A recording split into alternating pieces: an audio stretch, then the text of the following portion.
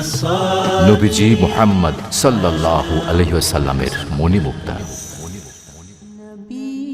আবু হুরায়রা রাদিয়াল্লাহু আনহু হতে বর্ণিত, রাসূলুল্লাহ সাল্লাল্লাহু আলাইহি ওয়াসাল্লাম একদা জিজ্ঞেস করেন, তোমরা কি জানো গীবত কি? তারা বললেন, আল্লাহ এবং তার রাসূল সাল্লাল্লাহু আলাইহি ওয়াসাল্লামই অধিক জানেন। তিনি বললেন, তোমার কোনো ভাই সম্পর্কে এমন কথা বলা যা সে অপছন্দ করে, সেটাই গীবত।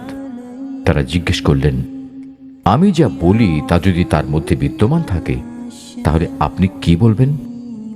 তখন তিনি উত্তরে বললেন, তুমি যা বলো তা যদি তার মধ্যে থাকে তবে তুমি তার গীবত করলে, আর যদি তার মধ্যে না থাকে তাহলে তার উপর মিথ্যা অপবাদ দিলে।